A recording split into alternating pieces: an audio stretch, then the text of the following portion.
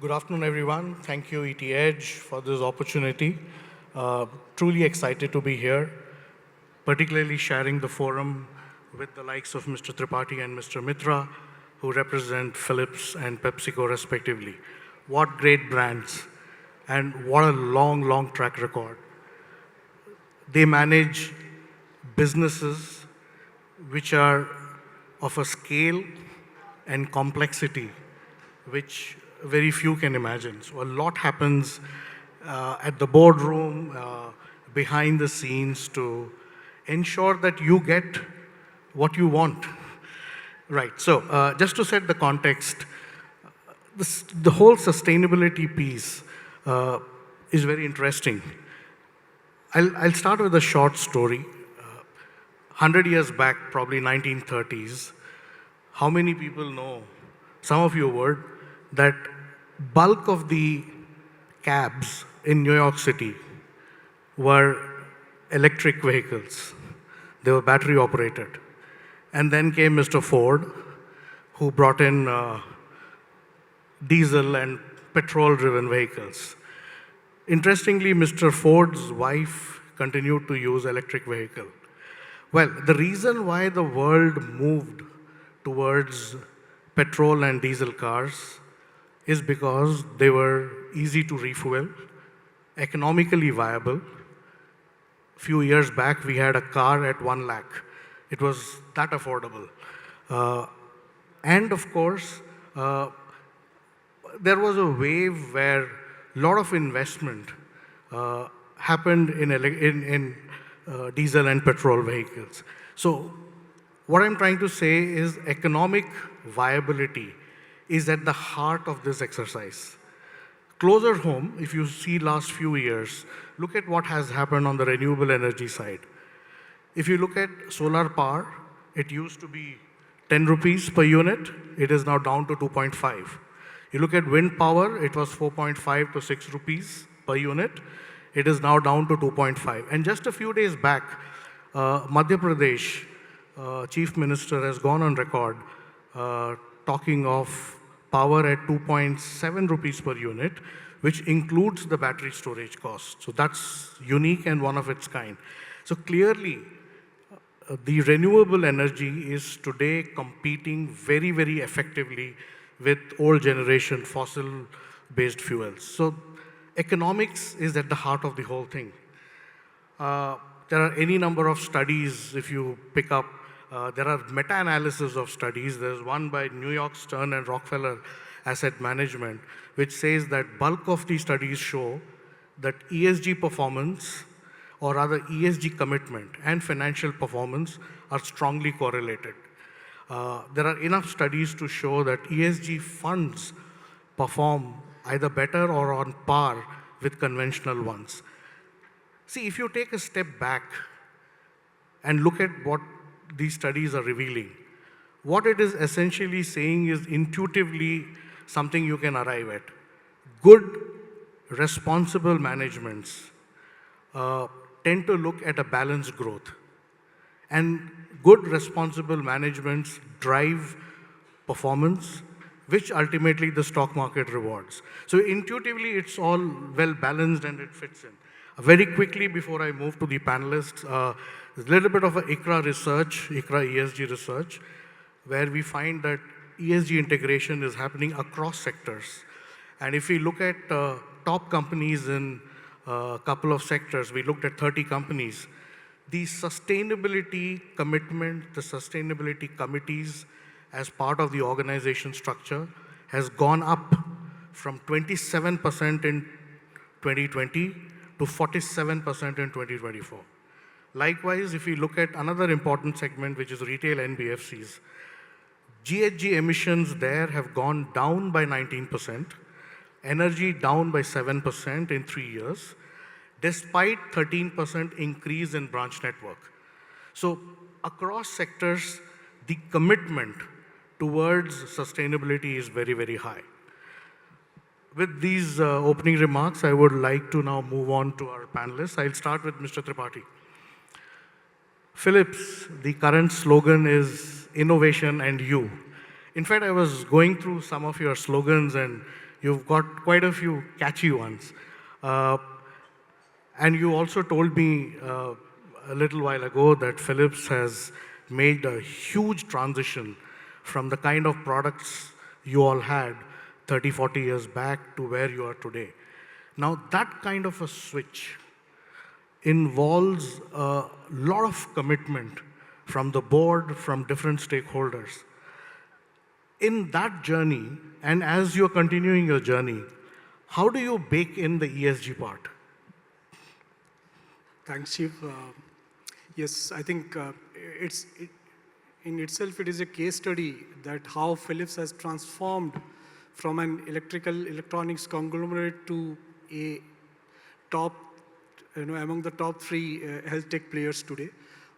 Coming to your question that innovation and you, let me start with that one, Shiv. So it's not just a tagline, but it is somewhere, it is our purpose for which the organization runs day in, day out. And the purpose is somewhere deeply embedded in our strategy. So the purpose for which Philips exists today is to improve the health and well-being of 2.5 billion people every year by 2030. And that's through meaningful innovation. So now you can imagine that, okay, where from the innovation and you comes. It's about the society, the planet, and the innovation which really caters to that one. So now, when you say that, okay, the second question I feel was about why we do. Coming from finance, I normally believe that we are being trusted with 2 things. Our stakeholders looks at us to assure them that we give a better return today of their investment. And it doesn't stop today, but they also expect an assurance from us that for their hard-earned money, we continue to give them, or the return remains sustainable. So sustainability is also a responsibility given to all the finance fraternity. I'll give you certain examples that may help you to understand why it makes sense and how the economy and the sustainability goes together. So for a proper financials, we always fix that, okay, the top line should be there. I'll give you certain data like 4x to 6x consumers, they're more inclined to go for a company or engage with a company or a product where there is a strong purpose behind it. Wonderful, right? So anybody wants to buy a product, between 2 alternatives, they'll choose somebody who has a deep purpose with it. The second one, interesting one, when we are dealing with healthcare, 56% of the healthcare leaders, they feel sustainability is the priority in the coming days. So now it's our customers who wants to see sustainability. The third most important, and Kaushik will also recognize the same, the companies with strong purpose with them outperforms the market up to 42% higher than the market financials. So now you can imagine that, okay, sustainability is not a nice word to, nice to have, but it is such a deeply connected with the finance fraternity. Thank you, Mr. Tripathi. I'll move on to Mr. Mitra now. FMCG, that's how we know you. But let's just remind ourselves, FM is fast moving. You know, you want to have something, you want to just step out, you are looking for a Pepsi product. You want it right there when you're looking for it. Ye dil mange more, you only told us, right? So you have to be there to live up to that promise. That makes their business at his end extremely challenging in terms of supply chain, in terms of just imagine the whole lot of things which happen behind the scenes to ensure that you get the Pepsi product just when you want it. And then they have the challenges of running these operations in an extremely sustainable way, because there are different stakeholders looking at them. So Mr. Mitra, over to you. How do you manage this? Yeah, let me start with, keeping in the theme. You said, Dil Mange More. Now it's about Yahi Hai Right Choice, baby. Okay. So how do you do that for consumers, right? That this is the product of your choice. Look, I think I just build a little bit on what they've said, which is the CFO role now is about how do you help the company perform and transform. And one of the critical things now is shareholder or stakeholder value creation is really about a trifecta of driving top line, bottom line, which has been the traditional domain of CFOs, along with making the planet a better place. And they've given many examples of why that is so important. So, in my opinion, this is going to be the license to operate. This is not a nice to do thing. This is absolutely must. And therefore, how do we straddle the short-term performance with the long-term transforming and build this entire environment conversation into business strategies, make it part of business conversations and business meetings, is what is going to make the big difference. Now, back to your question in terms of the nuts and bolts, right? Look, I mean, if you look at the supply chain in India, the supply chain is very decentralized and very, very fragmented. And we are working with hundreds of small MSME vendors. We are working with farmers. We are working with service providers, local communities. Now, not everybody is in the same place mentally in terms of imbibing this whole sustainability agenda. So therefore, for us, it's not just about the numbers, that I need to deliver a certain number and communicate that I have done something. There is a larger purpose here. And the larger purpose is, how do we elevate everyone? How do we build awareness? How do we build capability? How do we close the skill gaps? And then create a model where holistically everybody together can move this thing forward. And that's, I think, where the momentum will come from for the entire sustainability agenda. Now, in India, for example, we are doing what we call sustainable sourcing. We are working with our vendors, our suppliers, to make sure that the materials that we source are sustainably manufactured. And that's creating a rippling effect down the line. We are also doing what we call sustainable farming. We work with almost 30,000 farmers in India, in different parts of the country, and we are encouraging sustainable farming. Now, what do you mean by sustainable farming? It is basically making sure that the land that you are using is regenerative, and we call it regenerative agriculture. Okay? It's not easy, it is hard yards, and it will take time, but that is something that we are focused on in terms of two big initiatives. But there are many challenges. For example, the industry that we are in, we have what we call multi-layered packaging, right? We want to move away, but there is no scalable, cost-effective alternative to multi-layered packaging. It's happening, but it's happening slowly. So there is a overall capability, capacity, technology intervention that is required to take this thing forward. Take for example, this entire decarbonization of our supply chain. Now, we work with so many logistics partners. Again, it's decentralized, it is small players. We can't do it alone. It has got to be a combination of the companies, the government, the NGOs, the local communities, vendors, and technology providers. So I like this whole theme of the partnership, the alliance. I think we are calling it alliance, right? Because in PepsiCo, what we are saying in India, it's got to be Unnati ki Sajidari, which is the partnership for progress. But we alone, even if we want to, we cannot move this entire thing forward because there are realities which I just explained, right?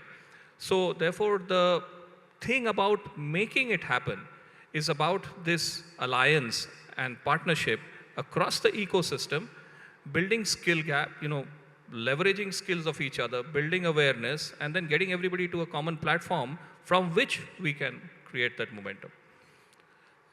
The other aspect is, look, in the CFO world, everybody needs money, right? I mean, we are the most popular people or not so popular people, and they will relate to it, right? Our marketing folks are wanting to do all the campaigns in the world, right? And my PPGA colleagues, some of who are here, they also want to do everything.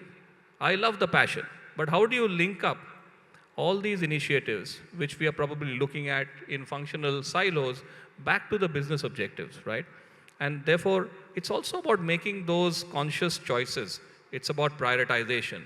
We can't do everything. And therefore, how do you fund smartly? In PepsiCo, for example, we are leveraging global funds, which are earmarked for ESR and community and sustainability activities. Second is we are looking at partnerships with others, right? And how can we leverage that? And the third is, this is more from a, I would say again, from a business model point of view. My challenge to the team is always about how do you make it cost neutral? Now, not everywhere can we get it to cost neutral. I mean, we are having a conversation on moving to electric vehicles, and the whole cost, and electric vehicles, all of you would know that the cost of the vehicle is much higher than the traditional vehicle, right? You get some savings on the running cost.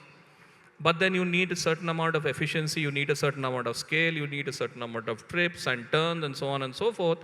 And as the industry capacity goes up through a learning curve, the cost will also come down. So my challenge to the team is, how do you make it cost neutral? So that we can do both without adding cost to the system. And guess what? Ultimately, we don't want to pass on these costs to the consumer, because as you rightly said, we are an FMCG's company. They'll mange more, but people are not willing to pay more for. Thank you, Mr. Mitra. So I'll possibly have time for one more question each. Coming back to you, Mr. Tripathi, your sustainability report talks about environment P&L. You've done sustainable bonds at Philips Global. So how do you, what is this environment P&L about, and how do you go about it? That's an interesting concept.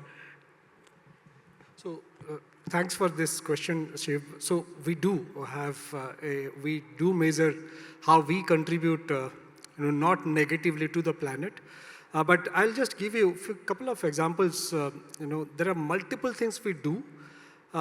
If I'll just bucket it into three parts, what we do. One is the efficiency, second is the product life cycle, and third is the recycle. So the efficiency side, we make sure that whatever new innovation we do, it has to qualify for four things, in fact, that it should be, help to enhance the health outcome. It should enhance the experience of the caregiver or the patient. And third, it should reduce the cost of healthcare. We make sure that the running cost of each of the devices or the equipment should significantly come down. For example, our MRIs, which started few years back, I think 10 years, 20 years back, with 2,000 liters of helium, and per annum, around 750 liters of helium has to be loaded into that one. Today, we have reached to only 7 liters of helium lifetime. And the cost, the weight, also because of that one, we have reduced by 900 tons. Now you can imagine how much of concrete and the motors can go down because of that one. The second one is the life cycle of the equipments. We have products which has, suppose, 10 years of life cycle. We can upgrade it by another 7 to 10 years. And that's what you do. That's how you reduce the carbon footprints or reducing the waste.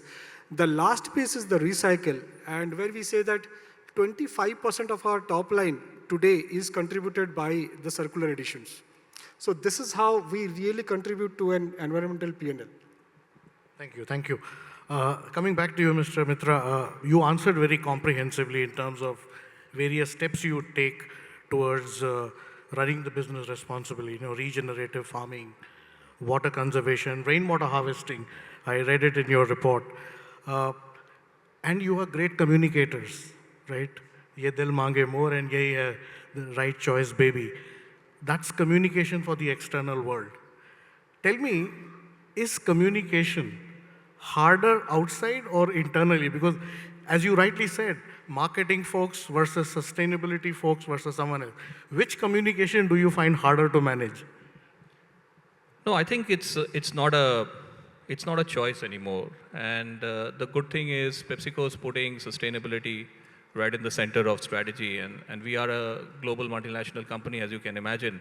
It starts right at the top. And there's something called Pep Positive, which is really the essence of all the work that we are doing on the sustainability agenda. In India, I think it's more about those two things that I talked about. How do you make it happen? And you can't make it happen alone. And therefore, you need those alliances and partnerships. And then how do you fund for it? And if I look back maybe 4 years or 5 years from a finance and a CFO lens, maybe we used to look at it as a cost. And I think the big shift, and starting with my own mental frame, is this is not a cost. As I said, this is really going to be the license to operate. And if you can imagine in our industry, the landscape is changing. The external landscape is changing big time. A consumer landscape is changing, right? Consumers are looking for value, and consumers are also looking for differentiated offerings at the premium segment. So there are opportunities on both sides. Our go-to-market landscape is changing big time, where traditional trade used to be 95% of our go-to-market. Today, e-commerce is really, really ramping ahead. I mean, I'm sure a lot of the purchases that we would do would be on quick com and e-com, the Swiggies and the Zeptos and of the world. Similarly, we also need to understand what's happening on the sustainability agenda. It's as important as the other two things, the consumer and the customer landscape. And therefore, we are now no longer talking about it as a cost. We are almost talking about it as an operating necessity. And if you look at, I'm sure they will relate to it, when we do capital investment, there is this thing about IRRs and returns and NPVs, et cetera, and the projects are typically growth projects, capacity, or they are productivity projects where the returns are very good. But there are operating necessity projects also. So this has to be looked at operating necessity in a way. Having said that, you have to make your choices, but it is something that you cannot ignore anymore. It is the license to operate, and therefore you've got to allocate funds judiciously for this. Thank you very much. I think our time is also up. I could have gone on forever, and I'm sure you would like to interact with our panelists. Maybe you could get an opportunity after the session. But thank you very much for coming in, and I really enjoyed talking to you all.